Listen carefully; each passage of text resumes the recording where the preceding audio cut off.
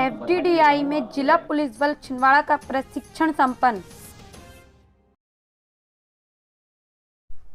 जिला कलेक्ट्रेट कार्यालय में लगेगी ऐतिहासिक पर्यटक स्थलों की कलाकृति। देश बचाओ पार्टी द्वारा आज प्रदेश महासचिव की नियुक्ति की गई और आज से महाष्टानिका पर्व का शुभारंभ।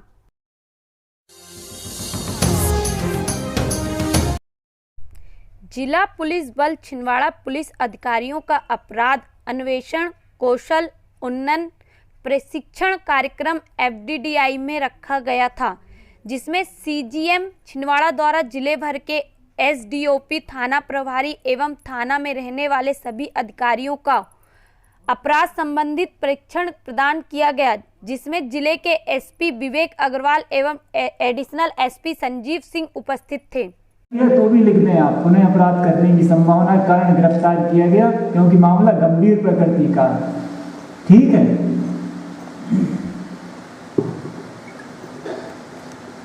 तो भी लिख दें आप, पुनः अपराध करने की संभावना के कारण गिरफ्तार किया गया क्योंकि मामला गंभीर प्रकृति का है।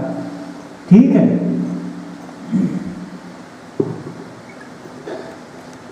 अधिकारी की साइन लेना अनिवार्य है।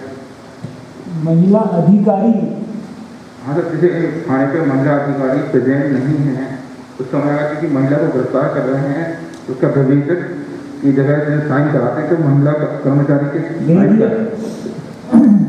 एक्सीडेंट के मामले में जब हम कभी कोई वाहन जब्त करने जाते हैं और यदि हम जिले से बाहर हैं, थाने से बहुत दूर में है जहाँ से उस वाहन को जब्ती किए हम और वो चालू स्थिति में नहीं है तो ऐसी दशा में क्या करेंगे?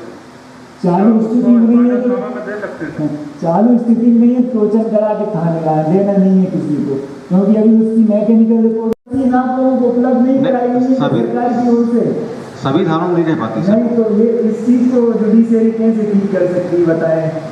उसका कोई दूसरा विकल्प हो तो बताएं। वो तो आप, मैं क्या बता सकता हूँ, जब उसमें लिखा है कि इतने मिलीग्राम से ज़्यादा होने चाहिए तो वो तो जांच चाहिए कोर्ट को, कैसे मान लेंगे? केवल डॉक्टर बता पाएगा कि इतने मिलीग्राम से ज़्यादा है तो है।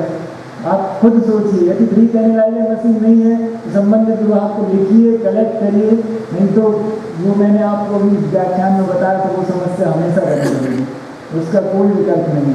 ब्रीथ एनालाइजर मशीन के कोई भी केस। बधाई देता हूं आपके रैंक एलिवेशन के लिए, आपकी पदोन्नति के लिए, और आपको यह भी बताना चाहता हूं कि अब आपके ऊपर एक बहुत बड़ी जिम्मेदारी आरोपित की गई है और वो जिम्मेदारी है अपराधों का अन्वेषण करने की।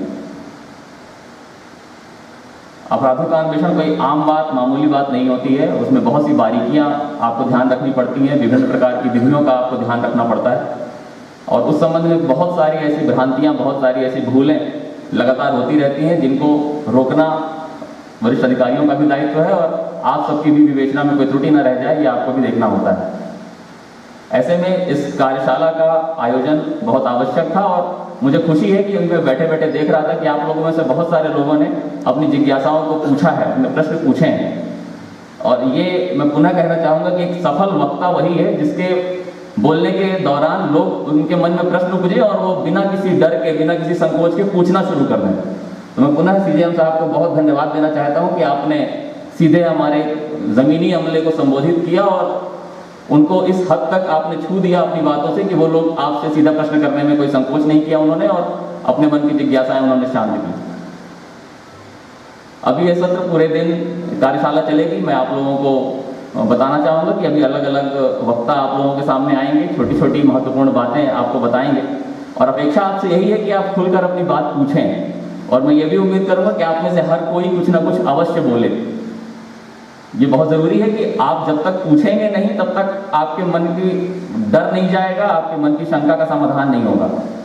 तो जो काम कर रहा होगा फील्ड में और समस्याएं आ रही होंगी तो निश्चित रूप से उन प्रश्नों को पूछना फिर लाजमी हो जाता है और यदि आप कुछ नहीं पूछ रहे हैं और केवल आपको लग रहा है कि दूसरा कोई पूछ लेगा मेरे बिहाफ में तो इससे पूर्ति नहीं हो पाएगी उद्देश्य की।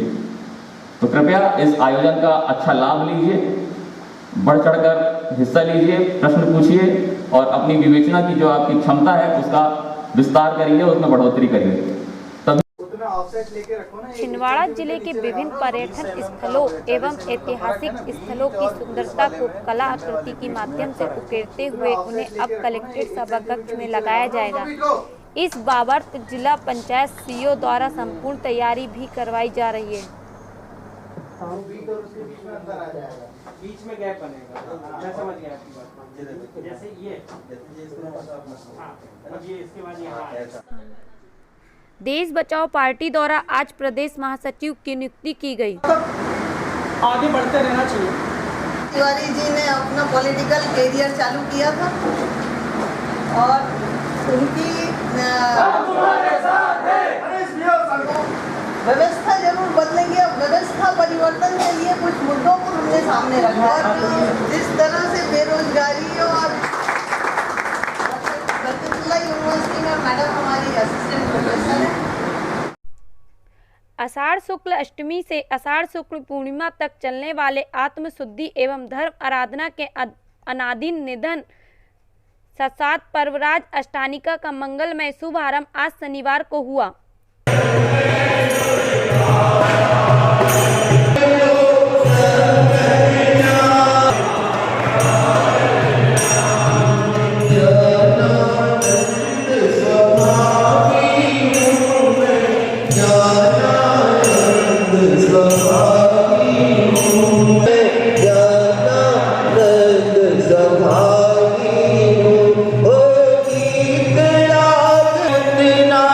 बहुत ही मंगलमय प्रसंग है आज आषाढ़ शुक्ल अष्टमी का।